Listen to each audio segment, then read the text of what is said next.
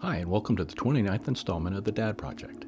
Glad to have you back, and tonight we'll take a closer look at the Douglas A-1 Skyraider, mostly its development. In the last installment, I mentioned that the Grumman F-11F Tiger was an aircraft my dad had very little time in. Well, the Skyraider trumps that by half, with one 3.6-hour flight. I almost feel guilty talking about it from my dad's experience, but it's such an amazing aircraft that I just have to dig in and take a closer look. I have already talked about the Skyraider in installment 26 that covers the A4 Skyhawk, another of Ed Heinemann's creations at Douglas. This amazing aircraft designer, with very little formal training in engineering, started his designs with simplicity in mind. The Skyraider was one of those designs. It's an aircraft that quietly and efficiently, and very successfully I might add, did its job for the Navy, the Air Force, the Marines, and several foreign air forces. It is a perfect example of a weapons system that was able to do its original job and then to be modified in numerous ways to extend its life well beyond its sell-by date. So let's get into it, but first, you know the drill, let's listen to Orson Welles recite John Gillespie's High Flight. Oh, I have slipped the surly bonds of earth and danced the skies on laughter's silvered wings. Sunward I've climbed and joined the tumbling mirth of sun-split clouds, and done 100 things you have not dreamed of. Wheeled and soared and swung high in the sunlit silence. Hovering there, I've chased the shouting wind along and flung my eager craft through footless halls of air. Up the long, delirious, burning blue, I've topped the windswept heights with easy grace, where never lark or even eagle flew. And while with silent, lifting mind I've trod the high, untrespassed sanctity of space, put out my hand and touch the face of God.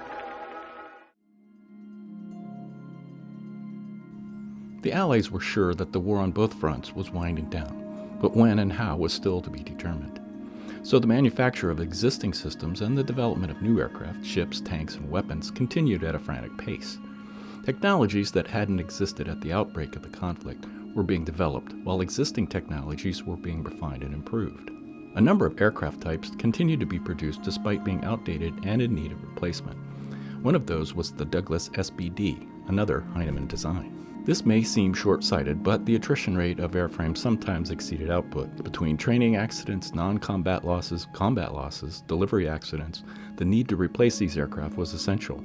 So an established production line outputting a proven design that was familiar to the pilots who were to fly them was a necessity. The SBD was a derivative of the Northrop BT-1 that had begun life in 1935 and would fly off carriers that were still being protected by biplanes. In its final form, the SBD began deliveries in 1940. It was relatively slow, topping out at 255 miles per hour with a bomb load of about 2,500 pounds.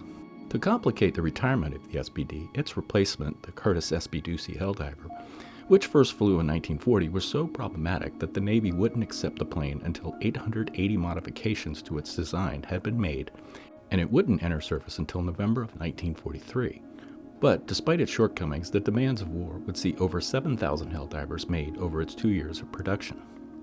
The Skyraider was designed to replace not only the Helldiver and the SBD, but the Grumman TPF as well. It was to be a dive bomber as well as a torpedo bomber, a cross-purposed expectation that often leads to a design that is not good at either. The Skyraider proved excellent at both, and over its service life of nearly 30 years in the Navy, Marines, and Air Force, it would excel in many other roles as mentioned earlier. When the war in Europe finally came to an end in May of 1945, the celebrations around the world were spontaneous, raucous, and heartfelt. It was a huge sigh of relief, but the numbers were staggering. The destruction and loss of life is nearly incomprehensible today. Imagine every major city in between Normandy and Berlin laid to ruin. The path from Moscow to Berlin was even more horrific. It is estimated that between 20 and 25 million military personnel were killed in combat, while approximately 30 million civilians were killed as a result of combat and crimes against humanity. About 55 million people, and this doesn't count the deaths that were the result of war-related famine and disease. The sigh of relief would be short-lived, however, as the war with Japan showed no easy end in sight. As Truman sat in the Oval Office to take on the full brunt of a wartime president after FDR's death in April, he was presented with intelligence that anticipated over 1 million American casualties to successfully carry out Operation Downfall, the code name for the invasion of Japan. 400,000 of those casualties were anticipated to be combat deaths. This would double the already 400,000 U.S. combat dead. In other words, the American war machine was still going full bore following the German surrender. It's difficult to armchair quarterback both sides of the morals and justifications for the dropping of atomic weapons on Nagasaki and Hiroshima, so I won't. Suffice to say that 100,000 poor souls instantly paid with their lives to end the war with Japan. Once again, the world celebrated and sighed with relief. But Pandora's nuclear box had been opened, and the implications of that loosing wouldn't be felt for several more years. A war-weary world turned a blind eye to what many in the government already knew. The war had only taken a new turn. The Soviet Union, sure that its sacrifice to win what they called the Great Patriotic War, came at a steeper price than the Allies and was determined to wrest what they considered their due, great swaths of Europe and recognition as a world leader in power. Although the more astute in the government were aware of this, the cost of staying on a war footing following the Japanese surrender was beyond sustainable. The military was quickly demobilizing, and billions of dollars worth of materiel was being either mothballed or sent to the scrapper. Numerous contracts for every sort of military need were either canceled outright or considerably reduced in numbers. All branches of the service were left with the job of considering what they could live without and what was essential. For our story, the Navy considered the Skyraider one of the aircraft that was essential as the peacetime Navy sailed into an unknown future, although, as always, they hedged their bets. As aircraft engines were refined through the war, aircraft speed and weapons capacity were reaching the aerodynamic limits of propeller-driven aircraft. The B-17 Flying Fortress began life as a self-funded Boeing project designated Model 299. It had a payload of 4,800 pounds being pulled along by 4 Pratt & Whitney R1690 Hornet radial engines, each producing 750 horsepower. The Model 299 was in response to the U.S. Army Air Corps' request, made in 1934, for proposals for a bomber that could carry a useful bomb load at an altitude of 10,000 feet for 10 hours at a top speed of at least 200 miles per hour. Boeing's response to the request was a B-17, and it would fly from Seattle to Dayton, Ohio in 9 hours and 3 minutes at an average speed of 252 miles per hour. Impressive for its day, but for the future 8th Air Force crews flying over Germany, this was hopelessly slow. In its penultimate version, the G, the engines had gone from the 750 horsepower to the Wright R1820-97 Cyclone supercharged engine with 1,200 horsepower, all for an additional 30 miles per hour speed, but still desperately slow over enemy territory. The aforementioned need to keep existing production lines at full capacity making proven designs would keep the B-17 in production throughout the war, but following the end of the war, nearly all Flying Fortresses would be immediately scrapped, including many just off the production line. The B-17 and B-24's replacement would be the Boeing B-29 Superfortress that had benefited from the investment that was triple the budget for the Manhattan Project that developed the 2 atomic bombs used on Japan, Little Boy and Fat Man, that were dropped from B-29s. The engines on this aircraft were the Wright R3350-23 duplex Cyclone 18-cylinder air-cooled radial piston engines that produced 2,200 horsepower. A single Cyclone engine generated almost as much horsepower as the 4 radial engines on the original B-17. These 4 massive engines would propel the pressurized B-29 to a flight altitude of about 32,000 feet, with a bomb load 4 times that of the B-17 and flying about 100 miles per hour faster than the same. Altitude and speed would be the B-29's greatest defense against Japanese interceptors that could barely match the altitude and the speed.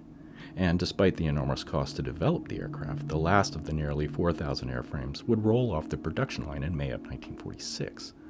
Most would go into storage, but many would be declared surplus and scrapped almost immediately. But what does that have to do with the Skyraider?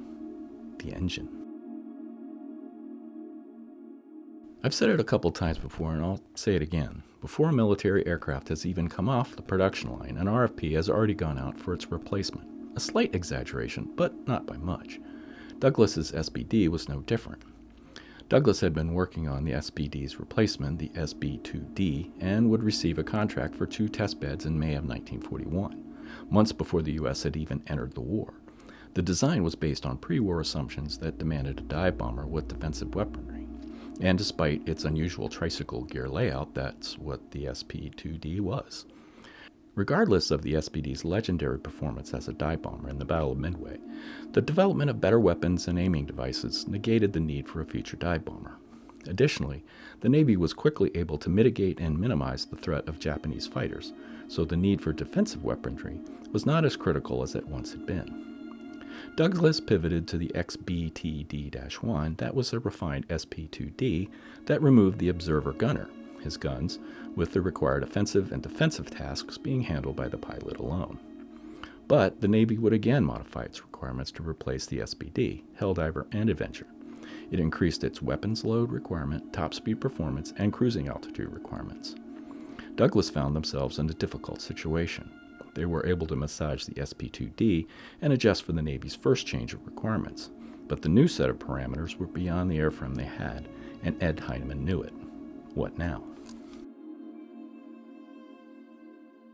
Military appropriations are as straightforward as a dog's back leg, and the Navy knew they had thrown a spanner in the works with this last revision to the requirements for the new bomber. So they called the representatives from the 4 manufacturers vying for the contract to meet in D.C. in the summer of 1944 to review the progress they had been made to date.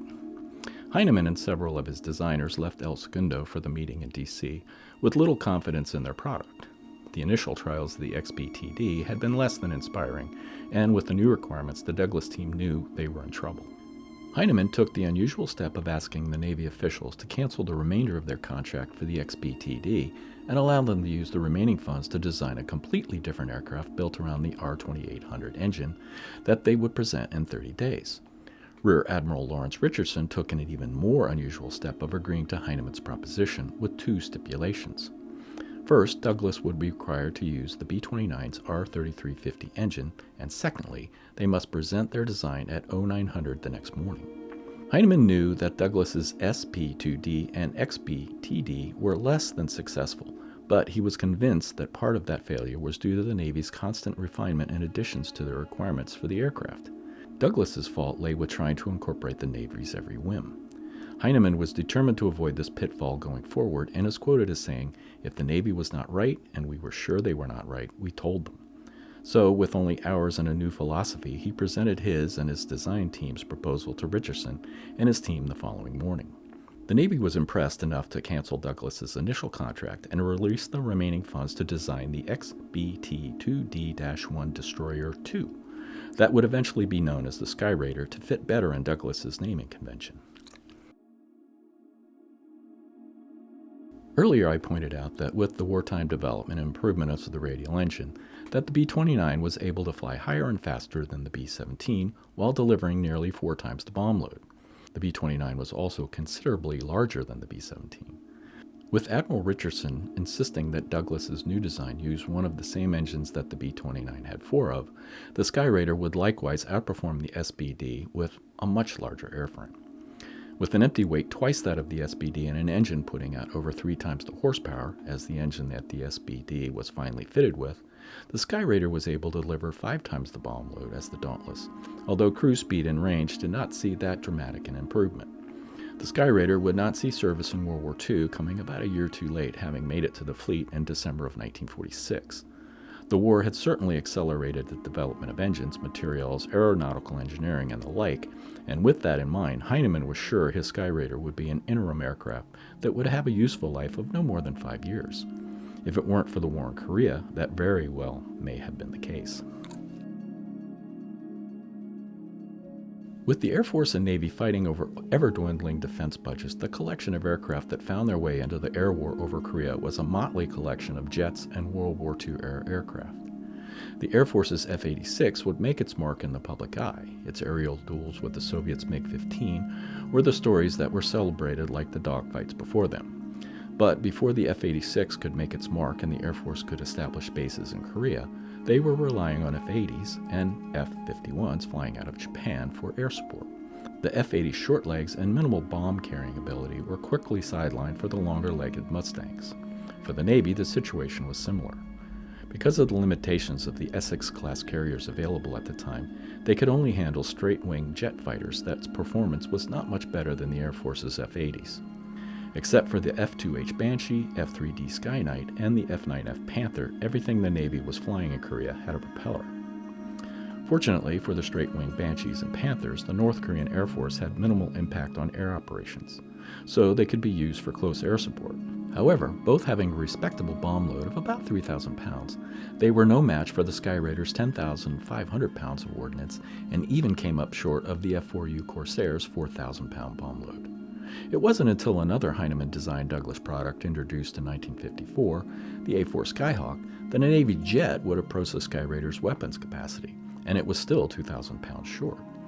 The Douglas A-3 Skywarrior, despite its size, could only carry 2,000 pounds more than the Skyraider, and its mission had nothing to do with close air support.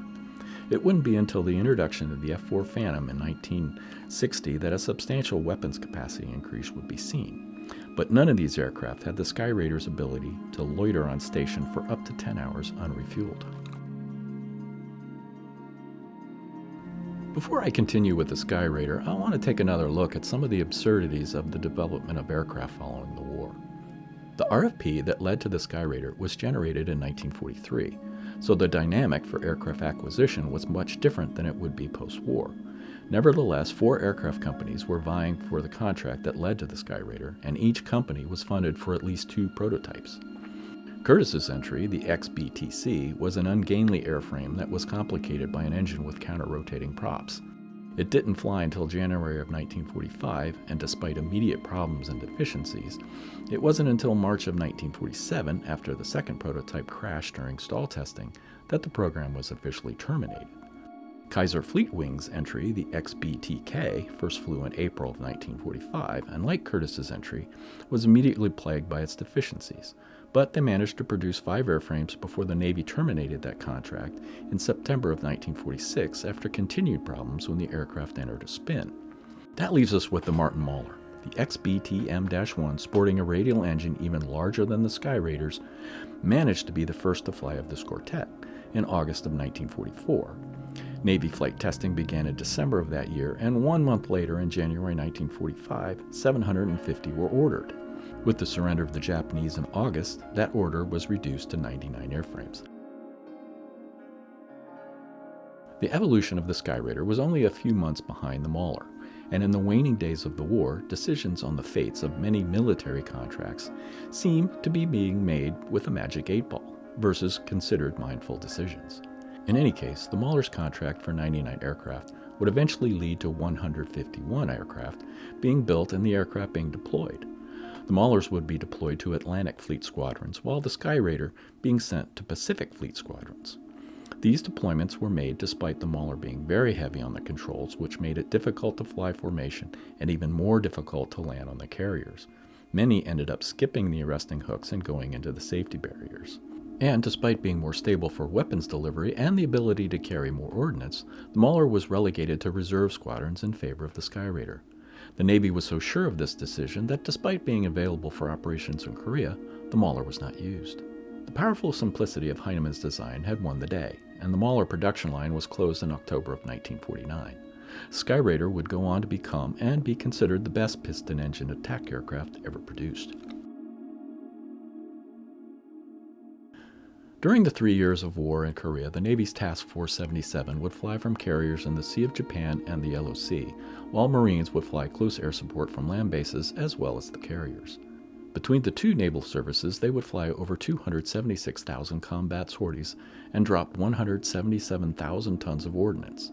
The bulk of these missions would be carried out by Skyraiders and Corsairs. Vietnam, on the other hand, would, for the most part, be a jet war. The initial approach to bombing in the conflict was tactical versus strategic, so the B-52 would be sidelined for most of the air war. Of the 2.8 million combat sorties flown during the war, the B-52 would fly only 128,000 of them. The Phantom, flown by both the Air Force and Navy, would fly a little over 800,000 sorties, and the oil-spewing anachronism, how many did she fly? Like the Phantom, the A-1 was flown by the Air Force and the Navy, and despite being pulled from Navy service in 1968, the SPAD managed to fly over 320,000 sorties. This does not consider sorties flown by the South Vietnamese Air Force. These numbers make it difficult to argue the earlier statement that the Skyraider is the best piston-engine attack aircraft ever produced. The bomber crews of the Mighty Eighth flying out of England, who, earlier in the war, had very little chance of flying the 25 missions that would send them home, their tours complete, would be astonished to learn that an Air Force Major, Win DePorter, would fly 657 combat missions in an A-1H Skyraider during 2 tours in Vietnam. This would be the most combat missions flown in an A-1 and possibly the most flown by an Air Force pilot during the conflict. Flying Heinemann's other masterpiece, the Douglas A-4 Skyhawk, Navy Lieutenant Commander Dennis Weichman would fly over 625 combat missions with the added bonus of having to land on a carrier, the most for any Navy pilot. My dad managed a mere 100 combat sorties in the hulking and smoking F-4B Phantom flying off the Coral Sea. Despite the disparity, I'm willing to bet that the first and last combat sortie for all 3 men were very similar: initial excitement and then ultimate relief. The in-between being a collection of sweat and pucker-inducing moments difficult to relate to the uninitiated. Which brings me to my dad's experience in the Skyraider: 1 flight, instrument time, and no takeoffs or landings, a blip in his logbook. On November 4, 1962, my dad strapped into an A-1E with George Scott from Class 31. He would fly 3.6 hours as the co-pilot. Of those 3.6 hours, he would fly on instruments from the right seat for 2.5 hours of that flight. The flight is listed as 2A1. Translated: daylight, unit training, fundamentals. In this case, probably cross-country and instrument time. As reported in his flight log, this all seems very straightforward, but why in an airplane he had never flown before? He lists no landings or takeoffs, which is probably for the best, as he had never flown a tail dragger, let alone one like the Skyraider, with enough torque to kill him with bad engine management at either end of the flight. The Skyraider wasn't even one of the aircraft types assigned to his class. What was I missing? Then I finally lined up all the holes in the Swiss cheese. The remarks section of the log tells a very short but definitive story. Taking off into a calm, overcast sky, temps in the 40s, Scott and my dad headed for Wright-Patterson Air Force Base just outside of Dayton, Ohio. They landed their oil-spewing, prop-driven relic among the jet might of the Air Force KC-135s and B-52s. Not sure why they landed there, because the Skyraider could have easily made my dad's ultimate destination, Cleveland Hopkins Airport, Airport ID CLE. Busted. He had hitched a ride home under the guise of a training flight. Now, whether Scott was actually headed for Cleveland is a mystery, but in my dad's waning days, as his mind wandered, he mentioned how easy it was to keep current and type. You just signed out what you wanted to fly like it was a canoe at a lake. Not sure where Scott and the Skyraider went after Cleveland, but my dad and his nylon garment bag were headed for Bay Village to visit with his parents. No doubt my Gammy and Grandpa picked him up at the airport. And Lieutenant Scott was, again, current in the Skyraider. My dad's time in the Skyraider can only be considered a joyride. His thoughts on flying the Skyraider, even more so than every other plane he flew, are a mystery, at least to me. But, at least with the Skyraider, I can't even be sure if it was part of his curriculum at Pax River. Probably not. In any case, have a look at Installment 26 for a look at another Heinemann design, the venerable A-4 Skyhawk, and join me next time when we'll have a look at yet another aircraft my dad had the pleasure of flying. Again, I'm not sure what plane that might be, so we'll all be surprised. So, until next time, thanks for joining me for the 29th installment of the Dad Project. And for the 29th time, as many of you already know, I continue to tell the stories I had hoped my father would tell me, and I appreciate y'all being along for the journey. So, please subscribe if you'd like to hear more, and until next time, thanks for watching, and enjoy what life has given you. Ciao.